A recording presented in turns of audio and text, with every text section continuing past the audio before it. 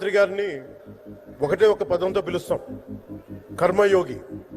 ఏ ఫలితాలు ఆశించకుండా దేశ సేవే పరమావధిగా ఆయన ఆలోచిస్తూ ఎలాంటి లాభాపేక్ష లేకుండా కేవలం ధర్మాన్ని పట్టుకొని డ్యూటీని కర్మని ఏమాత్రం ఆశించకుండా చేస్తున్న అలాంటి వ్యక్తి మనం ఈ సమయంలో ఇలాంటి ఈ తరానికి వారు దిశానిర్దేశం చేసే విధంగా ప్రధానమంత్రి స్థాయిలో ఉండడం మనందరం చేసుకున్న అదృష్టం.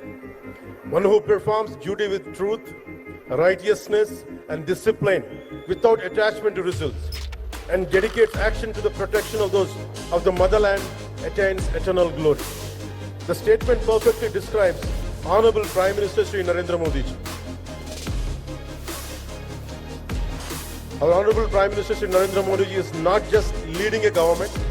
ఆయన ప్రభుత్వాన్ని ఒకటే నడపట్లేదు, రెండు తరాలని నడుపుతూ ఒక ఆల్ఫా రాబోయే ఇప్పుడు పుట్టిన బిడ్డలకి దిశానిర్దేశం చేస్తున్నారు. అలాంటి మన ఆత్మనిర్భర్ భారత్ ఎవరి మీద ఆధారపడకుండా దేశం తలెత్తి చూసేలాగా మేము సేవకులం కాదు, మేము భాగస్వామ్యం వహిస్తాం. మేము దేశానికి ప్రపంచానికి దిశానిర్దేశం చేస్తాం.